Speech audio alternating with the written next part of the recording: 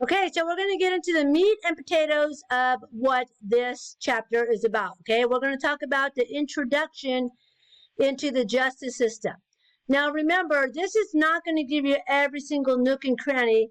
This is an overall view of what you guys need to understand on the procedures in the justice system and what takes place. Okay, so we're going to kind of go over stuff as assignments come forward. You will have to answer them. When I say, okay, here we go. Let's take an example here, all right? We're going to start right now. So there's an example. So the overview is that understanding our concept of justice requires a thoughtful comprehension of the historical background, social, moral standards, and the political realities that give direction to our system. All right, so we're going to start right there. I want to know right now in this world, there's a lot of stuff going on for you guys, right? You're in college trying to do stuff, probably have a job. Some of you guys in the family, in my prior classes, I've had people in the military and doing a lot of stuff at once. Okay, there we go. First question, ready? All right, here we go. All right, when you answer the assignment, I want you, number one, okay, type it in. You're going to submit it, right? What is stopping you right now as an individual from not out there robbing people, beating them over the head, taking their money, right? Going to the banks, holding people up, right? Murdering people.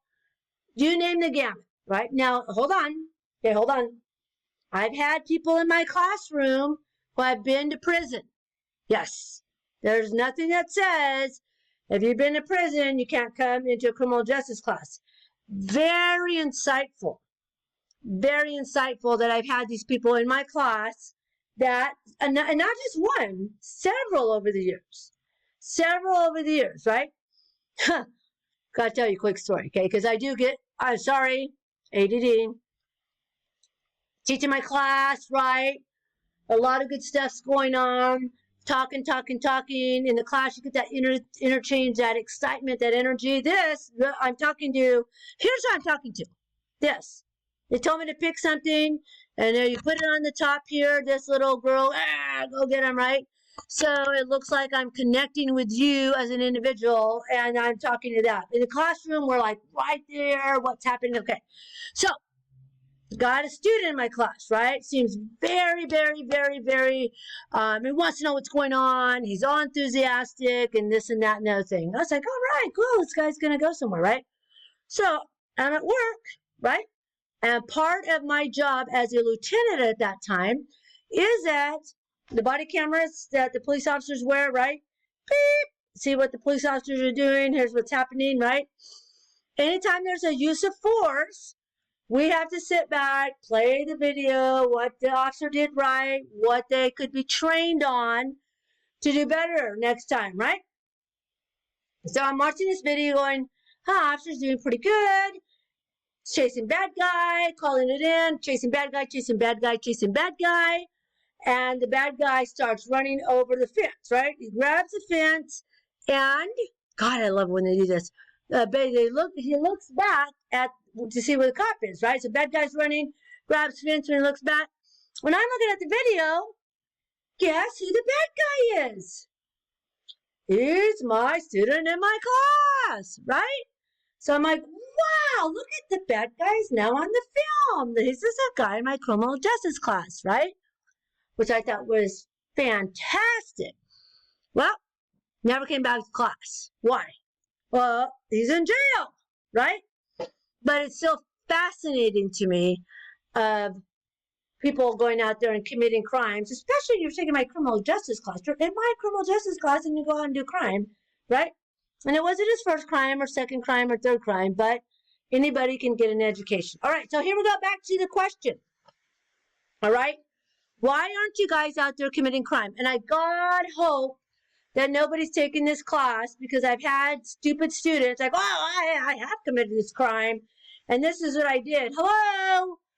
Who are you talking to? I will have to report you. If you're telling me you did this crime and it's within the statutes of limitation and you can still be held accountable, you will be held accountable. Okay. So question number one, not PowerPoint, answer that. Okay. So as I go along, I don't want to have to go, there's a question. There's our question, right? You should be able to figure this out as we move on. Because if you are in my class and I go, Johnny, what about the reason why you're not committing a crime, Johnny? I don't have to go, Johnny, I'm going to ask you a question now.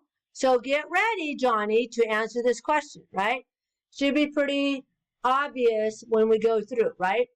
And again, I have to watch the whole videos because I have to listen to what.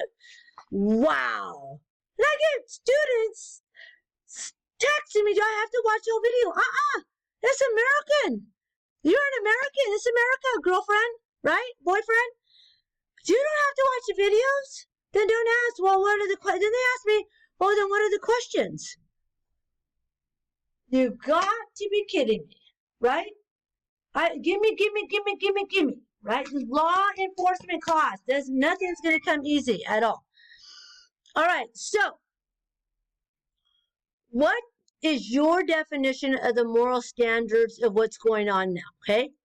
My definition is so different because now everybody can go out and about and be Cheech and Chong, right? Oh, my toe hurts. Oh, I stubbed my finger, right? And there's big, huge warehouses where you can go buy your Cheech and Chong stuff. Probably nobody in this class knows who Cheech and Chong is. Feel free to Google it. Back in the day, a bunch of potheads, right? So, the moral standard for me has gone down where now everybody can be high as a kite, eat as much Doritos as they want, Taco Bell, whatever, right? And what are they standing for? So, as a law enforcement officer, my expectation is you're not going to do your best impression of Cheech and Chong, and you're going to be doing something right. So, what is your moral standards? All right. Crime courts and the heart of the criminal justice system. The criminal courts are the heart of the criminal justice system. Why? Because as a police officer, I am the one that determines is if there's enough probable cause for an arrest only. Okay? I will have enough to arrest you, to take you to jail. Okay? The courts are the one that's going to determine your future. The future, whether they're going to file charges against you or they're going to release you from custody because there's not enough information for the arrest. Okay? So there you have it. So here's a beautiful picture of the Stanislaus County Courthouse. I've been here a million times, walking up and down that courthouse, going to make sure that the criminal I arrested is held accountable. Okay? Hold on. My phone is going off. I got to answer. All right. So the overview of the criminal court has 3 primary missions. Like, what is the mission of the court? Okay, kind of already hit on it already. To administer justice in a fair and impartial manner, right? Everything's fair and impartial. Lots of people over the years that I've arrested, you're just picking on me, right? No. When you wake up in the morning, you have no agenda whatsoever that I'm going to go pick on Johnny and Sally for the day, right? If they are conducting criminal conduct in my presence and these 2 eyes observed it during that time, right?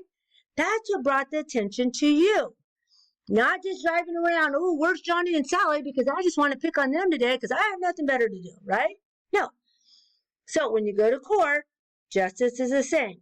Fair and impartial manner. They're going to take a look at all the stuff that's behind them. To protect the individual from rights a person's accused of a crime, right?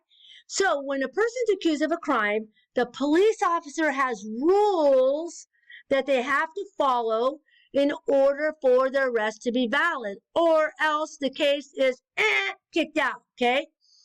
Too bad, cop, you messed up, violation of the rules. Cannot do that.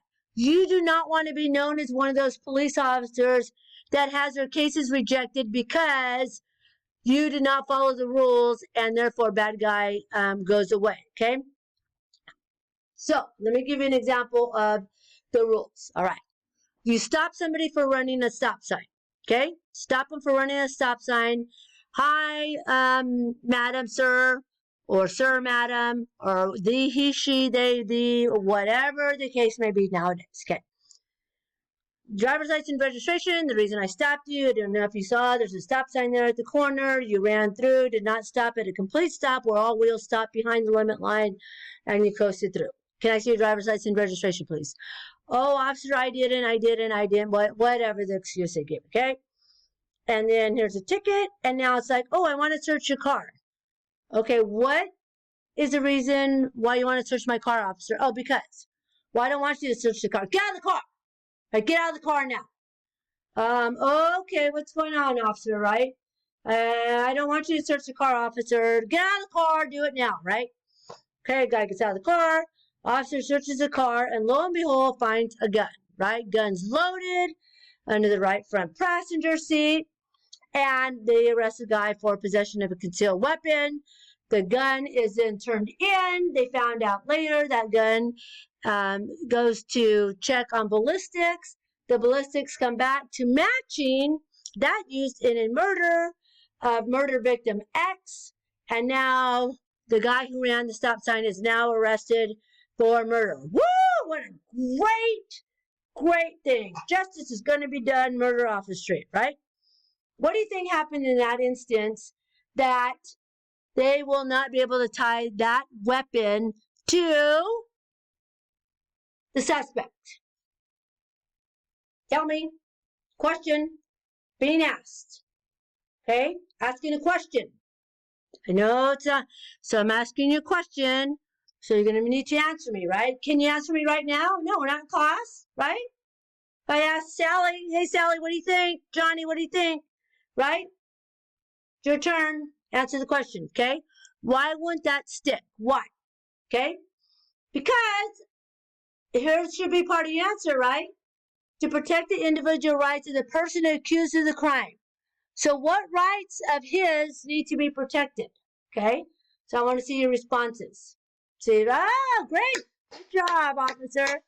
Was it a good job, officer? Officer of the year, look at that, making murder arrest, right? Or is it, officer, what are you thinking? Right? What's going on? All right? All right, and to provide an authority for controlling crime. All right? That goes back to my first question that I just asked you guys. What is stopping you from committing crime? There are 184 sworn officers for the Modesto Police Department. The population that I last checked in the city of Modesto was 289,000 people.